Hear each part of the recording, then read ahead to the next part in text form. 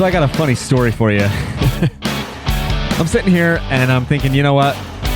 It's the holidays and I've been super busy with a lot of things going on and I need to get a podcast out. It would be nice to get a podcast out. I love doing these podcasts. So I go into my podcast topics because viewers or listeners, whoever you are, you know, whatever I call you guys, you guys will email me podcast topics from time to time. If you want to email me topics, you can go to just email them to kyle@dirtbikechannel.com. That would be really helpful. So I start looking through that kind of list there, and I noticed that I had how to winterize a dirt bike. Like, people had requested that recently. So I'm like, okay, I was looking through and I'm like, hey, why not? You know, it's this is the slowest season of riding that I have. Here we are getting into the end of December. We've had kind of some crappy weather here for the last few weeks. And it's a good time to start thinking about winterizing dirt bikes. So I kind of start putting some thoughts down. And this is kind of what I do with these podcasts. I'll just kind of do a little bit of an outline so that I'm not rambling quite so much. So I do that. Create just an outline here, and then I'm like, hey, maybe I'll just go look at I'll just do a quick Google search on winterizing a dirt bike. The first thing that pops up is a video that I did 2 years ago on how to winterize a dirt bike, and I'm like, wow, I'd forgotten that I'd even done that. And I'm like, oh my gosh, this is what happens when you've been at this as long as I have and you've done as many videos as I have. I totally forgot that this was a topic I'd already covered, but it was still something that people had requested me to do in podcast form. So I'm like, okay, that's cool. And I just skimmed through that and I'm like, oh yeah, look, I did all the same things here. I put all the same things down as I did in that video. But I also did see that Rocky Mountain ATV did a video similar to this in 2017, about a year earlier from the time that I did mine. I didn't watch that video until today, so my show prep for my video 2 years ago, it did not include, I did not watch Rocky Mountain ATV's video, although we did talk about a lot of the same things. They did show a lot more additional things like products that that they kind of sell, and a huge part of that is because they're trying to sell product. They're like, hey, look, we've got a lot of these different products. Here's a lot of different ideas, and so they went into a lot of different things, and I added a couple things onto my list here that I'm going to go through as a result of doing that. So I hardly watch any dirt bike videos on YouTube. It's just I'm doing so much dirt bike stuff. I try to avoid almost all dirt bike related video content just because I'm doing so much of it. I can't take it in. It's just burn myself out. And I also don't want to be influenced by other thoughts, to be completely honest. Because every bit of information you bring in, then that could kind of give you a bias or something like that. I try to just learn the information on my own. Obviously, I'm open to other people's thoughts and things, but I don't sit here and just go on YouTube and look for things because, anyway, I don't. But Rocky Mountain ATV's videos are generally pretty good. And by the way, if you want to support this podcast, if you want to support Dirt Bike Channel, one of the best ways you can do it is use my links to RockyMountainATVMC.com. You can find them in the links or in the descriptions of any of my YouTube videos. You can also find them on my website, dirtbikechannel.com, up in the upper right-hand corner. I've got a links button there, and that would be really, really helpful if you'd use those links. Just bookmark them. Rocky Mountain ATV, Motorsport, Amazon, whatever. Every little bit helps, and I get a referral bonus for doing that. You're going to spend the money anyway, so why not spend the money and give me a little bit of a referral? So let's jump right into this. Like winterizing a dirt bike.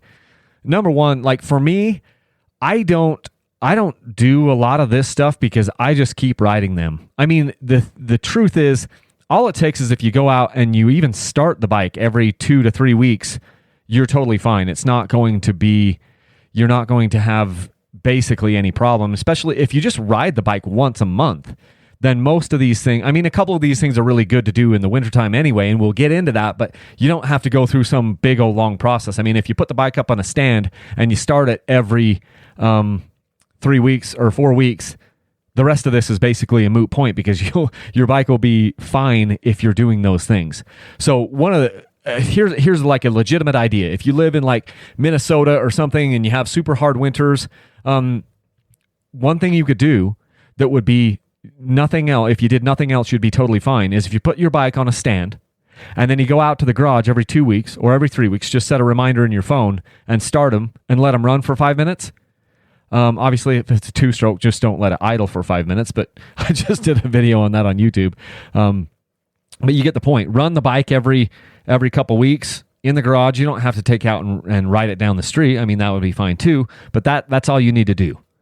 Something else that I did in the early days when I had my dirt bikes in the first couple of years, my basement wasn't finished in my house, and I have a walkout basement, and so I just brought the bikes into the basement, and they were just sitting here in the, actually a room right behind me in a totally unfinished basement, and it spent the winter in there. And so it kind of kept everything warmer, and that's one of the things. And that bike didn't even have a battery, so that's not an issue. We're going to talk about batteries here in a little bit and what you can do with those. Another idea is, just some people have like a heater in their garage or their shop. If you can get the heat up from, say, 30 and keep the minimum temperature in your garage or your shop to around 50 degrees, that's going to help things a lot, especially like your battery and different things. I don't really worry about things freezing on these dirt bikes because you've got antifreeze in the motors. Gas would have to get super, super cold before it freezes. Obviously, oil isn't going to freeze. Oil and gas are not going to freeze. They will gel up if it gets really, really, really cold. So you could keep your garage maybe at like 50 degrees. Another idea that I think is a really good one is, in the winter time, because you're not using the fuel as quickly, you could go buy ethanol-free fuel. Some people call it like clear gas or whatever, but it costs a little bit more. I like to do that when I can in the winter months. If I can buy ethanol-free fuel, I'll do that. And then because here in Utah, the ethanol-free gas doesn't have as high of an octane rating, I will buy a little octane boost, like in a service, inside the gas station or whatever, dump a little bit of that in the fuel tank as I'm filling that up. And that way I've got ethanol-free fuel that still has a little bit higher octane rating than I would get if I wasn't putting that in there. I don't worry about that so much in the summer months because the gas isn't sitting as long. I don't buy tons of gas at a time. I'll buy 5 or 10 gallons at a time and try to go through it as quickly as I can. And there's a lot of different bikes. I'm putting in my lawnmower. I'm putting things in my weed eaters. Actually, I just bought a battery-powered weed eater recently, but you get the point. We go through gas a lot faster in the summertime, and so I don't worry about the ethanol-free stuff as much in the summertime. But in the wintertime, when I'm not going through it as fast, I do like to get the ethanol-free stuff. It just doesn't seem to gum up things as fast. Truth be told, I don't have a problem with things getting gummed up like carburetors and injectors because I'm just running them all the time. That's the big trick, is if you keep running a motor, at least once a month, then it's totally fine. You're not going to have any fueling problems. But let's get into some real suggestions for real winterizing if you're in super, super cold weather, or you have to put the bike away for 3-4 months at a time, maybe even for an entire riding season.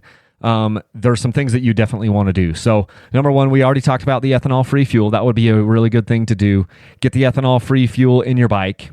The next thing I would do is add some sort of a fuel stabilizer into that fuel. There's a few different products out there. Stable is one. Stabil, I think is how they spell that. That's a good product. Seafoam is another one that I've used. That's also a very good product. And so you'll put that right into your fuel tank. And then it's important and look on the bottle, look on the packaging to see how much you put in there, because a lot of these products are made for like big fuel tanks for like cars or trucks or something like that. So you don't need to put the entire thing of that product into your gas tank in your dirt bike because there's not a lot of fuel in there. But the main thing is to make sure to run the bike for several minutes after adding these products. And the reason why is you want to get that fuel stabilizer all throughout the systems in your bike, through your fuel filters and through your injectors and in your carburetor and into, the motor. Everywhere you want to get this stuff kind of cycled throughout. So you're going to put the fuel stabilizer in there, and then you're going to run the bike for a little bit. If it's a carbureted bike, here's what I would suggest. You start the bike and run it, get it warm. You're getting the fuel stabilizer in there, and then you would turn your fuel off on the carburetor and then just let the bike run out of gas. And that way it's got the fuel stabilizer in there, but then you're not just storing a bunch of fuel there inside the bottom of the float bowl. There still will be some, so you could drain the float bowl. that might not be a bad idea after, especially if it's going to sit for a long, long time and you're not going to be able to come out there and start it. I would, it's not a bad idea to just drain the float bowl on the bottom of your carburetor after you've put in this fuel stabilizer in there, Another really good suggestion is to take the battery out of the bike and put it on a battery tender. Especially, this is like if you had a lead acid battery, I would say definitely do this, but you also want to do it on these newer lithium ion batteries. It's just better to have them out of the bike. If you can keep it up off the floor, maybe put it on a piece of wood or something, keep it off of a cement floor, some sort of, something to kind of insulate it from the super, super cold of the ground. You could put on your bench or something, and then buy a battery tender and put this battery tender on there. It will help to kind of put the battery through some cycles and make sure it's not just staying stagnant. A lot of those will have some battery maintenance feature. Some of these different chargers where it'll kind of draw them down, charge them back up, put them and then hold them at like 80% for whatever amount of time. That's a good thing to do for your battery and get it out of the bike so that things aren't corroding. You want to keep things in a dry environment. You don't want it to be wet. So if you have the ability to put it inside of a garage, that would be great. I don't really recommend putting a bike under a tarp. That would be a last resort. Rocky Mountain ATV talked about that in their video, and I'm like, well, they have covers for sale. If all you could do is put your bike under a cover, that would be fine. But man, it would be really great if you could find a storage shed, a garage, a lawnmower shed, whatever, a really big doghouse. If you could get it in there, that would be a good thing to do. Also, you want to put your bike up on a stand. Now, I try to keep my bikes on stands all the time. Has a couple of benefits. First benefit being that it keeps the weight off the suspension. So if you can get the weight off your suspension, your seals will last longer. You won't have as much of a problem with leaking seals. Your springs will keep their, keep the tension that they're supposed to have. And so it's just a good thing. It just keeps your suspension fresh. But the other side that people don't think about a lot is it also helps you to get from getting flat spots on your tires. Because your tires will get a flat spot under its own weight. And especially guys with moose bibs, you really, really want to do this with moose bibs. It's one of the downsides with moose bibs is they'll get a flat spot on those things just sitting overnight, and so anybody who's running moose bibs, they should put their bike up on a stand all the time. And I typically put my bikes on stands all the time when I'm here at home. But it's really going to help you to keep that bike on a stand over the winter for your suspension and for your tire so that everything stays good to go. So put your bike on a stand. Really, really helpful. Another thing you could do is you could drain all the fuel from out of the tank if you want. Take your tank off, dump it, over, drain it all out. That would be totally fine. The only problem with doing that is then if you're going to start the bike every 3 or 4 weeks, I wouldn't be draining the fuel out of it because then that's just a ton of extra work. But if you're going to keep the bike, in storage for a year or two, then taking, the fuel out of the tank after you have, run that stable through the fuel systems, that would be fine. Another idea that Rocky Mountain ATV had that I hadn't ever done because I haven't stored a bike for this long is using like a fogger. They have these engine fogging products where you basically take your air filter off, and while the bike is running, you just spray this engine fogging product in there, and it will kind of coat everything, injectors and rockers and valves and all this stuff. This would be really for 4-strokes mostly. It'll cover all that stuff with a special film that'll make it so it won't corrode. That would probably be a good idea, especially if you're going to keep the bike, stored for a year or more. That would be a really good idea to do. Another idea that they had, which would be mostly for 4-strokes because the 2-strokes there's going to be a lubrication on the 2-strokes anyway, but on a 4-stroke, they recommend taking your spark plug out and putting like a teaspoon of oil down that spark plug hole and then, kind of kicking the bike over, like getting the piston to go up a couple of times, not trying to start the bike in that moment, but just kind of kicking it over to make sure that the that oil gets spread around the cylinder and in in there. So, and then I guess when you go to start the bike in 4 months from then, it's going to smoke like crazy, and you're going to think your bike is blowing up. But it's something that you could do to be extra, extra careful, or, and they were talking about engine oil. I think I'd probably just put some 2-stroke oil in there, right down the spark plug, and then, put your spark plug back in. So that would be something that you could do on a 4-stroke.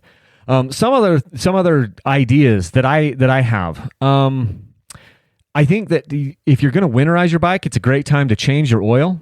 It's a great time to change any of your oil filters and your air filters, because you're going to have downtime anyway. So let's just do that. So make sure you get the bike warm, get it up to, it doesn't have to be all the way up to operating temperature. It would be good if it was, but at least get it warm, so everything, like the motor's too hot to touch. And then drain your oil out. Don't just change the oil, where the bike is cold. Don't let it sit there for a month and then just like drop the oil out. I'd rather see people get things warm, get that oil so it's a little bit thinner because it's warmed up and everything, and then you'll drop that out, and it's a great time to do that. Make sure you got a clean oil in the bike, clean filters in the bike, because why not? And then when it comes for the springtime and you get itching, you'll just be ready to go out. Another thing that is a really good thing that I hear a lot of people doing is this is the time where they do like deep maintenance. Like if they're going to do the bottom end or do a top end, like do a new piston, this is a perfect time to do a new piston. You'll be pulling a bunch of stuff off the bike, and then you can clean everything. Maybe if you had some other maintenance things that you needed to do, like some other seals, like a main seal or whatever, or a bottom end rebuild. Wintertime is a good time for that, because you might have to have the bike apart for a week or two while you get extra parts, and this is a really good time to be doing it in the winter, because it's not going to gnaw at you, because you can't ride the bike anyway in a lot of these cases in certain places. And so this will be a good time to do some of those more serious maintenance tasks that may take you a week or two before you can complete them. But I also like to suggest taking all the plastics off your bike and getting really, really serious about cleaning the thing. That way, with all the plastic off, you could spend a couple of days, like one day you just go out to the garage and you pull all the plastic off. And then the next time you go out there and you spray the thing down and blow it off. And then you're like, and then, day 3, you go in there, you start looking at some of these maintenance items. You might find something that's broken or whatever. And so it's a good time to look around and do some really good inspecting of the bike. And hey, maybe you want to just get a plastic kit for the bike after that, because you realize this plastic is beat to crap. And for $100, I can get a new plastic kit for this thing. So that would be a really good thing to kind of think about. Obviously, we want to make sure that our chain doesn't rust, so you could spray some chain lube on there. If it's an O-ring chain, you could do what I do, which is I just put some WD-40 on my chains. It isn't technically a lube, but I don't know. I don't really believe that an O-ring chain, if it stays clean, I don't think they need extra lube that they just throw off. So I put some WD-40 on there, mainly to keep the thing from rusting. So WD-40 won't... it's a water dispersant is really what it is. And so it won't, the chain won't rust if you've got it covered with WD-40. Wintertime, winterizing, it's another time, it's a good time to kind of adjust, lube your cables. So you can spray cable lube down in your cables and get those working better. It's a really great time to pull your levers off and like grease the pivot points on the levers. That's what I do a lot of times. I do that all the time in my regular maintenance. If they start to feel like a little gritty or something like that, I'll pull off my clutch lever, my brake lever, and just lube those things up. And then one other thing, and this one was from RMATV, they talked about putting an exhaust plug in the bike, and that's mainly just to keep the moisture out. For me, I only put an exhaust plug on my bike when I wash it. I don't really plug them in the garage or in my shop because it's dry anyway, but that's something, that's not going to hurt anything to plug your exhaust. So I just thought I'd put that in there. The main thing, dude, I can't tell you, I've probably done this 5 or 6 times where I plug my exhaust to wash the bike, and then for whatever reason, I forget that the plug is in there, and then I go to start the bike to put it around in my shop or something, and it's like crank. They won't start. I'm like, what in the heck? And then I realize I'm a moron because I've still got the exhaust plug. The bikes do not run if you've got the exhaust plug in there.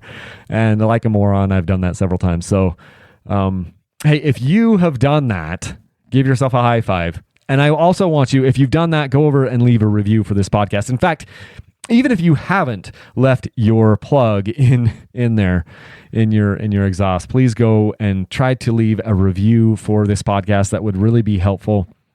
Helps, those algorithms to know that this is good content. And maybe it isn't good content. And if it's not good content, then don't do the review. But if you like the podcast and you think it's good content, go ahead and leave the review. Again, if you had other topics that you want me to throw on my list, let me know. Kyle@dirtbikechannel.com. You can email me there. You can also yell at me for not putting out these podcasts as often as I should. You can yell at me for not bringing guests on for a long time because I've been super lazy and I haven't had a guest on for a long time. So I need to change that really soon. But highly probable that this is the last time you will hear from me in podcast land in the year 2020. It is December 28th when I'm recording this. Just want to say that 2020 was a bad year for a lot of people, and I don't want to. I don't want to be insensitive or anything because obviously there's been a lot of problems with COVID-19, and then we had that major election, and we've had like civil unrest and all these things going on. And so it's really easy to show like, oh, this wasn't a great year. But I have to be dead honest with you. I try to be a glass half full kind of guy. And if I really just tally up like how things went for me in my personal life and my, business life and my family life, if I look at 2018, and that was a hard year for me. And 2019 got a little better. And 2020, despite the fact, like all the stuff that's happened in the world, 2020 has been another step up for me, like in my personal life, in my marriage, in my, family life, in my business life. Yeah, it's been really hard. Like 2020 has been really hard. But if I take a look and I say, how does it compare? Well, 2018 was like kind of a real low point for me. And then 2019 was a little bit of a step up from there. And 2020 was a step up from there. And so I feel optimistic. And maybe not everyone will have that optimism, but I have it. And I just want you guys to think about like that. I mean, just let's try to think about the things that we have, that we can be grateful for, and try to figure out things we can do to kind of break through and make 2021 a really good year. A book that was recently, Kevin, one of my buddies, recently suggested that I listen to the book, The War of Art. It's by Steven Pressfield. It's a really quick read. I just listened to it on Amazon. And then I bought the paperback here. I'm holding the paperback in my hands. It's only like 165 pages.